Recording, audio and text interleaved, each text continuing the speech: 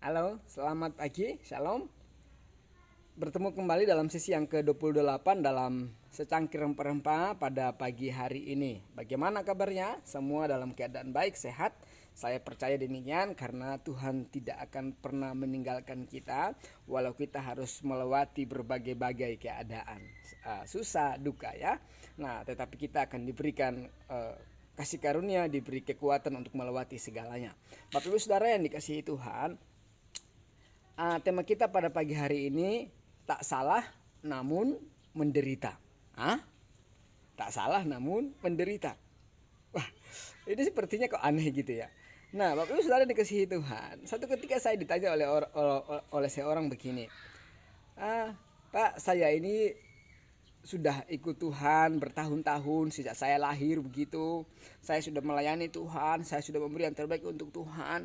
Tapi kenapa kok saya ini masih saja hidupnya begini? Saya ini masih saja banyak persoalan pergumulan, masih saja menderita, tidak maju-maju hidup saya. Usaha saya mandek, pekerjaan saya tidak jelas begitu. Aduh kacau, aduh susah sekali Pak. Apakah mungkin Tuhan tidak sayang ya sama saya ya? Kan saya ini udah terlalu baik, saya ini kan orang baik Pak, tapi kenapa saya udah percaya Tuhan Pak, tapi kenapa kok saya masih menderita? Oh berarti saya ini salah kali Pak, saya ini mungkin enggak, Tuhan tidak sayang sama saya. Nah Bapak Saudara dikasihi Tuhan, nah inilah yang seringkali terjadi dalam kehidupan kita orang-orang percaya. Seringkali kita juga menanyakan hal yang sama, seringkali kita juga begitu Bapak Ibu. Kita kadang-kadang berkata bahwa saya kan ini udah melayani Tuhan, saya ini sudah percaya Tuhan, saya udah melakukan terbaik untuk Tuhan, tapi saya kok masih saja menderita. Tuhan itu enggak sayang sama saya, Tuhan tuh mungkin enggak peduli dengan saya. Ya, bukankah saya ini sudah melakukan yang terbaik kok masih menderita? Nah, Bapak Ibu Saudara dikasihi Tuhan, perhatikan Ayub. Ayub ini dikatakan sebagai orang yang saleh, orang yang luar biasa, orang yang tidak memiliki kesalahan. Bahkan setiap pagi ketika dia bangun pagi, dia memberikan korban persembahan kepada Tuhan. Karena pikirnya jangan-jangan anaknya telah berbuat dosa. Karena pikirnya jangan-jangan seluruh orang-orang yang bekerja dengan dia sudah berbuat dosa. Maka dia memberikan persembahan supaya Tuhan tidak menghukum mereka. Orang yang sangat saleh. Namun perhatikan Bapak Ibu Saudara, dia diizinkan Tuhan untuk mengalami penderitaan, dan bukan penderitaan yang biasa-biasa saja, tapi penderitaan yang luar biasa. Dan saya percaya bahwa kita pun mungkin tidak mampu untuk mengalaminya dan tidak bertahan ya.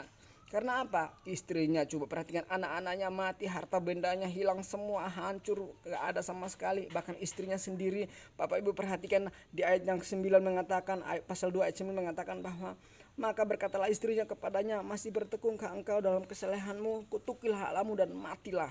Tapi perhatikan Ayub berkata begini, tetapi jawab Ayub kepadanya, engkau berbicara seperti perempuan gila. Akankah kita mau menerima yang baik dari Allah tapi tidak mau menerima yang buruk? Dalam keadaan semuanya itu Ayub tidak melakukan kesalahan dengan bibirnya. Coba perhatikan Bapak Saudara yang dikasihi Tuhan, ini tidak mudah mengalami seperti Ayub. Tapi perhatikan Bapak Ibu, Ayub di dalam kesemuanya itu Alkitab berkata bahwa dia tidak melakukan kesalahan dengan bibirnya. Apakah Bapak Ibu kita hanya mau menerima yang baik saja tetapi tidak mau menerima yang buruk? Kalau kita mau berpikir hanya seperti itu, maka kita menjadi orang yang sangat egois, orang yang sangat tidak punya hati. Karena kenapa Bapak Ibu Saudara dikasihi Tuhan? Tuhan tidak pernah berjanji bahwa ketika kita percaya kepadanya kemudian kita akan lepas daripada yang namanya penderitaan, yang namanya pergumulan, persoalan hidup. Tidak Bapak Ibu, tapi dia berjanji bahwa ketika engkau mengalami penderitaan maka aku akan memberikan kekuatan untuk bisa kamu melewatinya. Nah ini kadang-kadang kita ini salah mengerti, kadang-kadang kita ini salah tangkap karena keegoisan kita, karena hati kita yang keras dan tegar sehingga kita maunya yang enak-enak saja, tidak mau yang buruk. Perhatikan Ayub, Ayub salah apa sih? Ayub itu tidak salah apa-apa Bapak Ibu Saudara, tetapi dia menderita. Tapi justru malah dalam penderitaannya itu dia tidak membuat kesalahan. Bahkan walaupun istrinya meninggalkannya pun dia tetap bertahan di dalam penderitaannya. Tapi perhatikan, ketika dia sabar menderita melewati semua proses itu, perhatikan Bapak Ibu kehidupan Ayub selanjutnya. Terakhir hidupnya dipulihkan Tuhan, semua yang tadi dimilikinya dikembalikan Tuhan bahkan berkali-kali lipat. Itu luar biasa. Justru dalam kelemahannya firman Tuhan berkata, justru dalam kelemahan kita lah kuasa Tuhan menjadi nyata.